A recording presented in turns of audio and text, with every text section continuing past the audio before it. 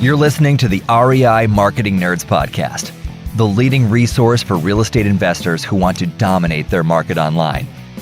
Dan Barrett is the founder of AdWords Nerds, a high-tech digital agency focusing exclusively on helping real estate investors like you get more leads and deals online, outsmart your competition, and live a freer, more awesome life. And now, your host, Dan Barrett.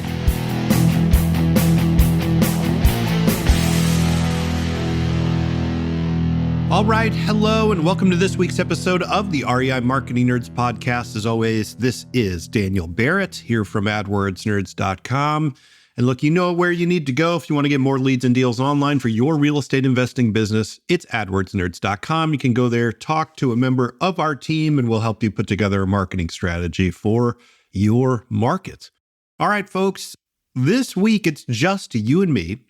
And we've been doing a lot of interviews on this show. I love the interviews that I do as part of AdWords Nerds, or REI Marketing Nerds, I should say. They are always incredible. They teach me so much. But this week, it's just going to be you and me because I want to have a conversation about some of the changes that are happening in the online marketing landscape right now. And if you are an investor and you are doing any amount of online marketing, this is something that you have probably started to become aware of this year. And if you're not doing any online marketing, it's something you should be aware of. This is, I think, one of the fundamental foundational changes that are happening over this current period. I think we are very much in a transition period in terms of how these online marketing platforms work. And I see a lot of people really profoundly misunderstanding what's happening. I see a lot of investors kind of flailing around trying to solve the problem while being unaware that they are essentially asking the wrong questions. And they are thinking about these problems in a very ill-defined way. And that's leading to a lot of confusion, a lot of frustration, and a lot of angst in the real estate investor community. I mean, if you look out right now, people who are running ads, doing online marketing, there are a lot of complaints, particularly about lead quality and costs, the amount of competition that's going on. There's a lot happening. And if you don't have an understanding of the underlying systems, it's easy to get lost in all the details and all the sort of individual stories. So what I want to do over this episode, and maybe over the next one as well, is back up and give you a picture of exactly what is happening in the online marketing landscape for motivated sellers so that you can understand it and that you can put together a strategy to help you adapt to it. Because I am being serious when I say, I think this is a period where a large number of people who are in the market right now, in terms of competitors for online marketing leads and so on, I don't think they're going to be there in the next 5 years. I think this is a period where we see a lot of people get knocked out of the game. And my goal is to keep you in the game. So let's back up, let's talk about it, and let's figure out exactly what's going on in our online marketing for REI right now and exactly what you can do about it. Let's start all the way at the beginning, which is understanding what kind of system we're in. Several years ago now, I took some classes in systems improvement that were taught by Dave Snowden. Dave Snowden was a complex systems researcher. He originally did a lot of work with Intel and later went on to do consulting for the Welsh kind of healthcare system. Dave is Welsh. And Snowden remains, I think, to me, one of the most brilliant people I know of. I've never met the man. I've only watched his videos and so on, read his materials, but he is a true polymath and a very deep thinker about systems and how to nudge those systems in the directions that we want. So the reason that I want to start with Snowden is because Snowden would say that the way you solve any problem first is by understanding what kind of system that problem is emerging from. And this is a step that's really critical. It seems theoretical, but I promise you, if you get this step wrong, you end up flailing around in all these ways that don't actually help you at all. And so it's a really critical part of the process that most of us skip. So to answer this question, I tend to use Snowden's framework, which is called Cynefin, which is spelled Cynefin. Cynefin is one of those mental models, frameworks, or whatever that has had a profound impact on my life. I think about it all the time. I use it as a lens to view all kinds of things, like my business, my personal life, the economy, like my kids, like everything. It's widely applicable and extremely useful if you ever want to look it up and learn a little bit more about it. But I'll give you the kind of 30,000 foot overview now as we turn that lens onto real estate investing and the online marketing landscape. So Snowden would say there are 4 types of systems. All right. Those systems are clear, complicated, complex, and chaotic. Now, in clear systems, there is a very definite and well-known relationship between cause and effect. Okay. So, for example, if I, push a button and every single time I push that button, $1 pops out of a box or whatever, a magical box, okay? And I know every time I push the button, the $1 pops out. That happens every single time without fail. Well, that's a clear system. If I want $1, I push the button, right? I know exactly what to do. If I want $5, I push the button 5 times. I know exactly what to do. Now, clear systems are the domain of best practice, okay? If we want a certain outcome, there is going to be a best practice to follow, a thing that we will always do. That's what clear systems are defined by. All right, everybody understands the rules. The rules don't really change. We know exactly what to do to get the outcome that we want. Now, complicated systems are a little bit more, complicated, right? There might be several more factors rather than just pushing the button. Maybe I've got to push the button in a certain way or at a certain time. There might be levers to pull on the machine, right? There might be dials. And what's happening is that the number of things we've got to think about is multiplying. Now, in complicated systems, there is a relationship between cause and effect, and we do basically understand it, but because there's so many things going on, we've got a lot more to think about. A good example of this is taking aspirin if you have a headache, okay? Generally, if you got a headache, you might want to take aspirin or ibuprofen or whatever, right? You might want to take a painkiller to help with your headache. That's generally a good thing to do, but there's some things you got to know first. For example, if the person with the headache is a baby, taking an adult dose of aspirin might kill them. Similarly, taking too much aspirin might kill you even as an adult, right? In fact, there's a lot of overdoses on over-the-counter pain medication every single year. So I can't just say, hey, if you have a headache, take aspirin. If I want to be safe and I want to be responsible, I've got to know, well, how old are you? What's your weight, right? Do you have certain kind of heart conditions, right? There's a lot of stuff we got to know first. Well, that's complicated systems, okay? There is no best practice because it's not always give the aspirin to the person with a headache. Like in the first system, the clear system, it was always push the button to get the $1. Here, there's a lot more we need to know first. And we can usually get the outcome, but there's a lot of elements involved. That's a complicated system. Now, complicated systems are the domains of good practice, not best practice. They are good practice. We have general rules for what we want to do, but we have to take into account the context. We have to take into account the context. Now, complicated domains are generally where you end up hiring an expert. Your body is a complicated domain. That's why you go to a doctor to help you with serious problems that are occurring with your body, because there's a lot going on. You didn't go to school for learning about medicine. They did, so they know more about it than you. And generally, if you go to a doctor, you can get the outcome that you want, but not always. Okay, that's a complicated domain.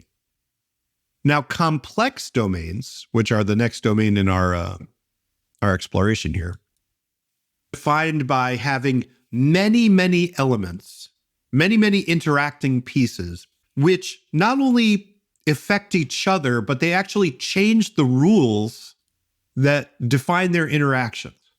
So, for example, the economy, the stock market, that's a complex system, right? Generally, yes, price goes down, people sell, price goes up, people buy, but also vice versa. And also there's all these different players that are interacting in a million different ways that affect how those prices work, whether the price is going up or going down.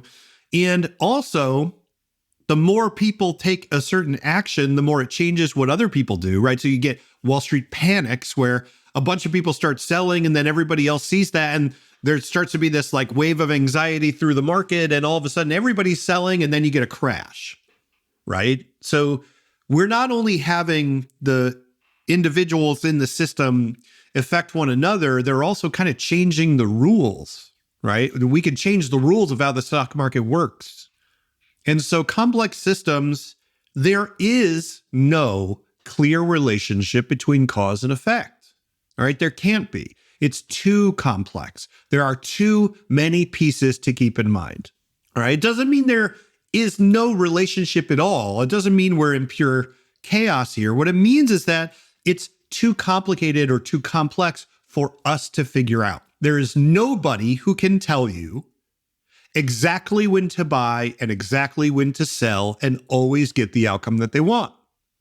Not only that, there's not even anyone who can get an outcome consistently, right? Some of the best stock, buyers and investors of all time primarily lose money. They are primarily wrong. What ends up happening is their big bets pay off so big that it wipes out the rest. Or you get someone like Warren Buffett, for example, who's had mostly downs in his career, but he's held on to these value stocks for so long that the growth has, exponentially increased. And again, the good income, ends up outweighing the bad. All right. So in complex systems, we can't really know the relationship between cause and effect. There's too many interactions. The rules change too much. It's impossible to know. Now, in the realm of complex systems, we don't have best practice because it's not always you do X to get Y. And we don't have good practice because it's not most of the time you do X to get Y. What we have are heuristics or rules of thumb, general practices that often work. But we also need to be highly attuned to our environment because survival in a complex system is ultimately about not overcommitting in any one direction, but about feeling out where things seem to be moving. It's almost more of an intuitive process. Although we can use data to help this decision-making process, right? Ultimately, it's about almost this like weird amorphous living thing where we're trying to sense our environment. Snowden will say it's called probe, sense, respond. You sort of poke the system with a little experiment, see what happens. That's the sensation, sense whether it's positive or negative in its reaction, and then go a little bit more in the positive direction and a little bit less in the negative direction and continue to find your way through. Want to find motivated seller leads online, but don't know where to start? Download our free Motivated Seller Keyword Report today. AdWords nerds have spent over $5 million this year researching the most profitable keywords for finding motivated seller leads. And you can grab these exact keywords when you download our report at www.adwordsnerds.com/keywords.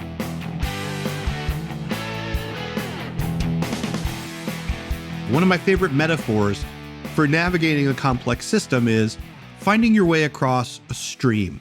So you can walk across the stream. It's not so deep that you can't walk across it. And there are stones in the water that you can stand on that are going to support you, but you can't see them. The water's too dark. It's moving too quickly. You can't quite figure out where the rocks are ahead of time. What you can do is you sort of put your foot out and you probe around to see where you can find a rock. You test it to see if it'll hold your weight. And then you shift your weight onto that rock. And then you start that process over again. You start feeling around in all the directions for where's the next rock that's going to get you closer to the other side of the stream. And in that way, you are going to wind your way kind of erratically across the stream. You might go a little bit left, a little bit right. You might veer left for a while and then veer right for a while. But sooner or later, you're going to make progress and you're going to get across. That is the metaphor for finding your way through a complex system. Okay. And then finally, we have chaotic systems where there is no cause and effect. Everything's exploding. You cannot plan. There's no point because it's too chaotic. What you have to do is act. It almost doesn't matter what you do. You've just got to go, go, go.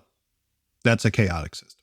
I'm telling you this because many investors go wrong with online marketing in precisely the same way, and they do it very early. which is that they think that Google ads or Facebook ads or SEO, whatever you're doing, they think it's a clear system. If X, then Y. Push the button to get the dollar.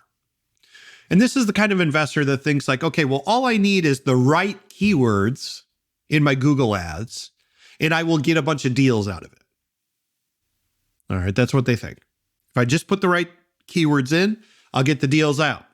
And if I'm not getting the deals, it means the keywords were wrong, right? I must not have picked the right keywords. If I had the right keywords, I would get the deals. That's a clear system. Well, I didn't get the dollar out of the boxes because I didn't push the button, because there's best practice, right? That's what they think. The problem was Google Ads was never actually a clear system. It was a complicated system, okay? There was cause and effect that was understandable, but you needed to hire a doctor for it, which would be the equivalent of hiring someone like us, right? You're hiring a Google Ads manager, okay?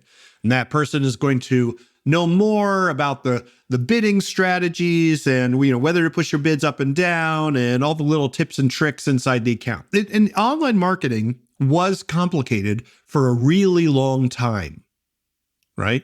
It wasn't clear. It was really never clear. But it was complicated and it was manageable, and you could hire someone who was an expert and they would kind of do the thing.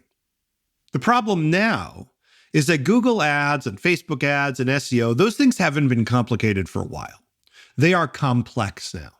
Okay, we have gone from a complicated system to a complex system. And that is a profound change. It is a profound change. And I'm telling you, the reason that I'm belaboring this point is if you don't get this, you're never going to make it. Okay, you are not going to make it in this environment unless you understand this thing. And no one will tell you this. Almost no one thinks about this in this way, but I promise you, if you can understand this, you will understand these environments in ways that your competitors never will. Here's what I mean. Why did we move from a complicated system to a complex system? Well, for one, Google Ads is a market. Okay, it's a market. There is no price for a given keyword. Instead, it's like keywords are stocks and people are buying or selling them. And the more people that want to buy a keyword, the higher the price becomes. Okay. So Google Ads is more like the stock market than it is like your body in a lot of different ways. So that makes it complex. Secondly, we had the rise of machine learning algorithms in the running of these campaigns. So Facebook, Google, etc., they all moved to a system where mostly people don't set their own bids for keywords anymore, right? Mostly what people do is they use algorithms, maximize conversions, maximize conversion value, target return on ad spend, maximize clicks, etc. Maximize conversions with the target cost per action, like whatever it is, people are using algorithms. The computers are setting the bids. And generally people are doing that because they got better results out of it.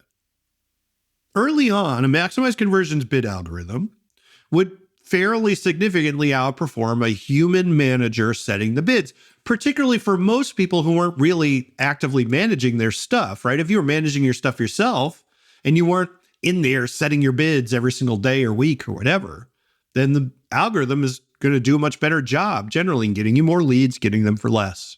Okay, so there is a real rational reason why everyone switched over to these algorithms. But remember, all right, the rule about complex systems. Complex systems don't just have a lot of interactions. Those interactions change the rules of the system. They change the cause and effect relationships that were there. So those relationships shift and change, and they shift and change in an unpredictable way. It's not that it's hard to predict. It's that it is unpredictable. So Google Ads became Facebook too, SEO too, right? All these, I'd say Google Ads because that's my baby. That's what I primarily work in, but it's the same for all these platforms. They all have the same economic forces acting upon them. So it's the same across the board. They all became what we call VUCA environments, VUCA, variability, unpredictability, complexity, and ambiguity. So not only is everything changing, you can't predict it. When it changes, it's very complex in its effect, and its effect is ambiguous, meaning it's kind of hard to tell what's even going on in the first place.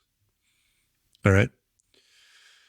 Now, what I mean by that is when everybody uses these algorithms at the same time, and all these algorithms are essentially bidding against each other, you get far different behavior in the market than you would get when humans are doing it. You can imagine that if the stock market was completely, and this is kind of the case right now, I guess, but if the stock market was completely staffed by computer programs that are bidding for people rather than people, on the floor of the stock exchange doing the thing where they're waving their papers in the air, the air and all this stuff, it's a very different environment when the computers are doing all that because they're much faster, they've got more data, but also they're a little unpredictable. It's hard to understand what they do. It's all a black box, so Google doesn't tell you why its algorithm did anything in particular. So we're in this situation where everybody's still interacting, but now we don't know why they're interacting or how they're interacting or what the rule set was. It's happening at a scale that's much grander and much faster than anybody could do at a human level. And that profoundly changes what you can expect to see. I'll give you an example. When I started doing this, let's say it was 10 years ago, more than 10 years ago now. When I started doing this, the highest cost per click I would see was about $15. I remember thinking that was quite high. And I remember the first time I saw a $25 cost per click, it totally blew my mind. Okay. In the last month or so, it's become fairly common for me to see $100 plus cost per click. And that's because everybody's having lead quality issues. So everybody has decided to spend more money to fill up their pipelines, which means that they essentially give their Google Ads campaigns more budget to spend, which allows those algorithms to spend more aggressively. They spend more aggressively on the keywords that tend to generate the most conversions, which tend to be the same small number of keywords that people put into their Google Ads campaigns in the first place. They Sell Your House Fast, We Buy Ugly Houses of the world, which means there is all of a sudden a lot of competition and a lot of money going for a fairly small number of keywords, generating a fairly small number of impressions. And my friends, when you get high demand and low supply, you get high prices. Now, here's the thing. The fact that there is high prices for these keywords does not mean they generate more deals. And this is where we start to transition a little bit into the world of game theory. It doesn't mean because they're expensive that they generate more deals. What it means is that people think they generate more deals. That's what people think. Doesn't mean it's true. It means it's what people think because that's what drives their actions. But as we said before, we don't know the relationships between cause and effect in a complex system. And another reason that this process has been happening and that Google is becoming more complex and things are becoming more confusing and people are acting more and more erratically, another reason that we haven't even touched on is the way Google works under the hood. Because Google has been in a multi-year project of slowly and systematically dismantling your ability to target certain types of leads with keywords. Now, Google used to be called AdWords, right? AdWords, that's what it's called. It's not called AdWords anymore. It's called Google Ads, okay? And my suspicion has always been that the reason they don't call it AdWords is because keywords aren't going to be a part of AdWords forever.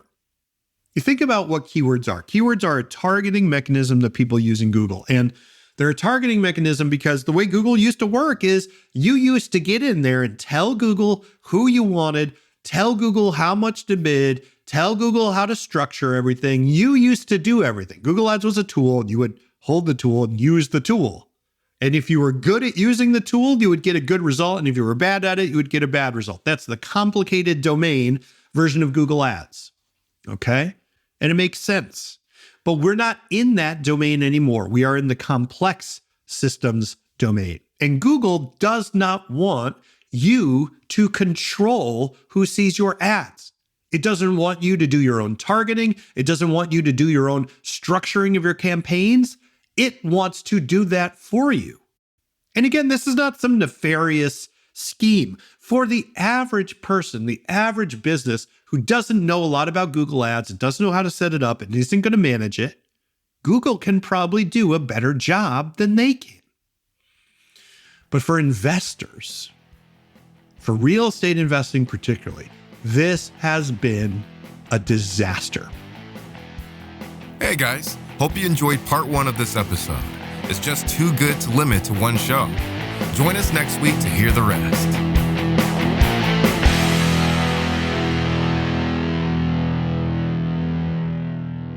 This is thepodcastfactory.com.